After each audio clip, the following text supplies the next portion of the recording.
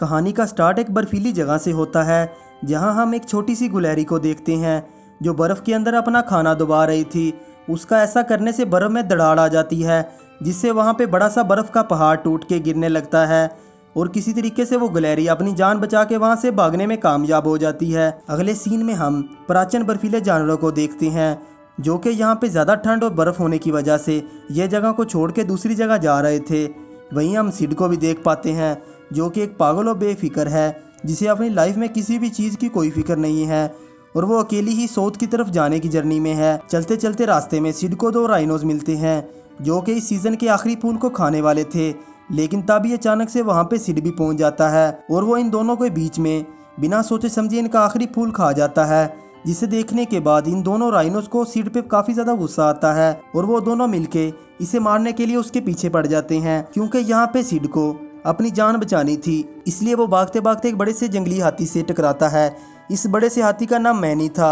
Sid many से request करता है प्लीज़ मुझे इन दोनों राइनोज से बचा लो। ये देखने के बाद मैनी को इस पे तरस आ जाता है। वो इन दोनों राइनोज को उठा के दूसरी जगह पे फेंक देता है, जिसे देखने के बाद सिड डिसाइड करता है वो आगे की जर्नी मैनी के साथ ही गुजारेगा क्योंकि इससे सिड को आगे के लिए एक फ्रेंड भी मिल जाएगा और वो बाकी जानवरों से उसकी जान भी बचा लेगा।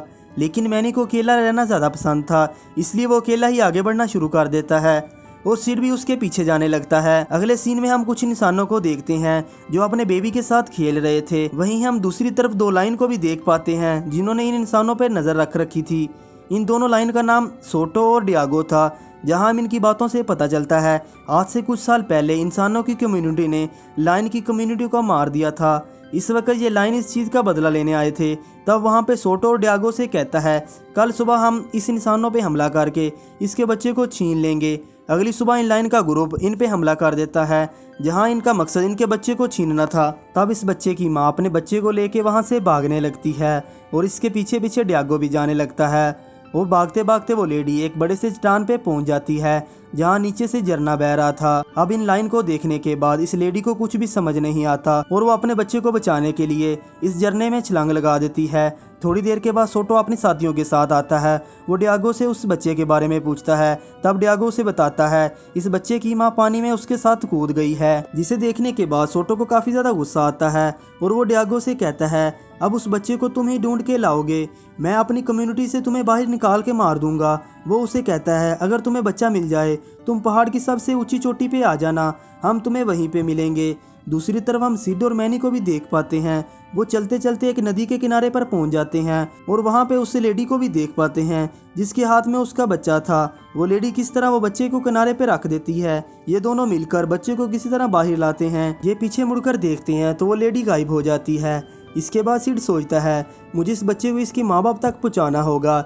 इस बारे में वो मैनी से भी बात करता है। मैनी इसकी बात पर इंटरेस्ट नहीं करता। सिड इस बच्चे को लेकर पहाड़ पर चढ़ने की नाकाम कोशिश करता है, जहाँ काफ़ी कोशिश करने के बाद ऊपर नहीं चढ़ पाता और वो गलती से बच्चे को नीचे गिरा देता है। इससे पहले कि बच्चा नीचे गिरता डियागो उसे आकर बचा लेता है। यहाँ मैनी को लगता है डियागो बच्चे को नुकसान पहुँचा सकता है, इसलिए वो इसके हाथ से बच्चे को खींच लेता है। सिड और मैनी बच्चे को लेकर पहाड़ पर चढ़ने लगते हैं। जहाँ पहुँच के ये दोनों देखते हैं इस बच्चे के माँ बाप यहाँ पे नहीं हैं।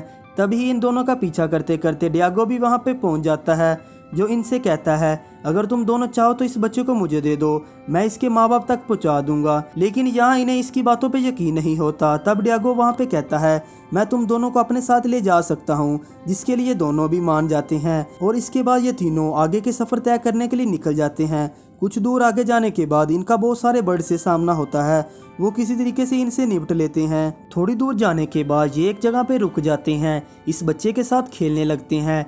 उसके बाद ये लोग आगे बढ़ते हैं। वहाँ पे हम डियागो को देखते हैं जो वहाँ पे पैरों के निशान को छुपा रहा था, जिसे देखने के बाद हम समझ पाते हैं डियागो इन्हें रास्ता नहीं दिखा रहा था बल्कि इन्हें पागल बना के अपने जाल में फंसा रहा था। कुछ दूर आगे जाने पे ये लोग देखते हैं बड़ा सा बर्फ़ का तूफान आ रहा था। तभी बर्फ़ के बड़े बड़े टुकड़े इनके ऊपर गिरने लगते हैं, जहाँ ये किसी तरीके से अपनी जान बचा के गुफा के अंदर छुप जाते हैं। और उस गुफा के अंदर हम बहुत सारी ओल्ड पेंटिंग को देखते हैं, जिसे देखने के बाद हमें पता चलता है मैनी की एक छोटी सी फैमिली थी, लेकिन वहाँ के कुछ लोगों ने मैनी की फैमिली को मार दिया और उसके बाद अब उसका दुनिया में कोई भी नहीं है। लेकिन थोड़ी देर के बाद ये लोग फिर से वहाँ से चलना शुरू कर देते हैं दूसरी तरफ हम इस बच्चे के बाप को भी देख पाते हैं जो बहुत मुश्किल से अपने बच्चे को ढूंढ रहा था। तभी हम सिड और मैनी को भी देख पाते हैं जो कि अपने सफर में आगे बढ़ रहे थे, लेकिन जिस रास्ते से ये लोग जा रहे थे उसके नीचे एक बड़ा सा ज्वालामुखी था। वो अचानक से फटने लगता है, जिसे देखने के बाद मैनी किसी तरीके से सिड की जान बचा के उसे दूसरी तरफ फेंक देता है और बाद में वो खुद भी उस पहाड़ में से कूद के दूसरी तरफ चला जाता है। लेकिन डियागो यहाँ पे उस रास्ते को पार नहीं कर पाता और वो आधे रास्ते में ही लटक जाता है।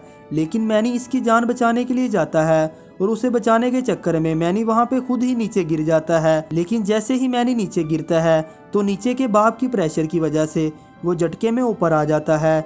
ये सब कुछ देखने के बाद इन सब को लग रहा था मैनी मार चुका है, लेकिन जैसे ही वो अपनी आंख खोलता है उसे देखने के बाद ये लोग बहुत ज़्यादा खुश हो जाते हैं। उसके बाद ये लोग आगे बढ़ते हैं। रात गुजारने के लिए ये लोग एक जगह पर रुकते हैं। तब ये लोग वहाँ पे आग चलाते हैं और वहाँ पे वो छोटा बच्चा चलने भी लगता है, जिसके बाद वो बच्चा चलते चलते डियागो के पास चला जाता है और वो उसके पैरों के पास जाके आराम से खेलने लग जाता है। अब डियागो को भी वो बच्चा बहुत ज़्यादा प्यारा लगता है। अब वो दिल से सोचता है कि अब इनकी मदद करेगा, क्योंकि इन लोगों ने भी डियागो और इस बच्चे को बचाने के लिए अपनी जान दांव पर लगा दी थी। अगली सुबह ये लोग फिर से आगे बढ़ते हैं। डियागो पहले ही अपने सारे साथियों को देख लेता है, जिसे देखने के बाद डियागो को रियलाइज होता है इन सब की जान खतरे में है, जिस वजह से वो मैनी और सिड के पास जाके सारी सच्चाई बता देता है। उसकी पूरी बात सुनने के बाद मैनी को बहुत ज़्यादा गुस्सा आता है। यहाँ पे डियागो उसे कहता है तुम आगे की टेंशन मत लो, आगे इन लाइन से मैं तुम्हें बचाऊंगा। वहीं हम दूसरी तरफ सोटो और उसकी पूरी टीम को देखते हैं जो कि इन्हीं का पीछा कर रहे थे। जिसके बाद डियागो अपनी टीम के पास पूरे प्लान के साथ चला जाता है। वो उनसे बोलता है वो देखो सिड के पास बच्चा है, जिसे सुनने के बाद सारे लाइन सिड का पीछा करने लगते हैं। लेकिन कुछ दूर जाने के बाद सिड जानबूझ के उस बच्चे को नीचे गिरा देता है और वहाँ से अपनी जान बचा के भाग जाता है। जिसे देखने के बाद सोटो को पता चलता है वो एक छोटा सा पुतला है, इन लोगों ने इन्हें उल्लू बनाया है। तभी सारे लाइन सिड के पीछे पड़ जाते हैं। सिड की जान बचाने के लिए वहाँ पे मैनी आ जाता है जो कि एक लकड़ी की मदद से शेर्स को दूर भगा देता है। इसके बाद सिड उस गुफा तक जाने लगता है जहाँ पे वो बच्चा था। उसके पीछे पीछे एक शेर पहुँच गया था जो इस बच्चे पे अटैक कर देता है और सिड किसी तरीके से वहाँ पे साइड हो जाता है। वो लाइन वहाँ पे फंस जाता है। वहीं दूसरी तरफ डियागो और मैनी सोटो की बाकी टीम से लड़ रहे थे। तब सोटो जोरदार मैनी पे अटैक करता है, लेकिन उसे बचाने के लिए बीच में डियागो आ जाता है और यहाँ पे डियागो काफ़ी ज़्यादा जख्मी हो जाता है। जिसे देखने के बाद मैनी गुस्से में उसे दूर फेंक देता है, जहाँ सोटो एक दीवार से जाके टकराता है। सोटो की वहीं मौत हो जाती है। वहीं डियागो भी बेहोश हो गया था, जिसके बाद वो बच्चा उसके पास आके उसे छूने लगता है। तब डियागो भी होश में आके कहने लगता है मैं यहाँ पे अंदर से ख़त्म हो चुका हूँ, इसलिए तुम लोग यहाँ से निकल जाओ। तब ना चाहते हुए सिड और मैनी इस बच्चे को लेके आगे बढ़ना शुरू कर देते हैं।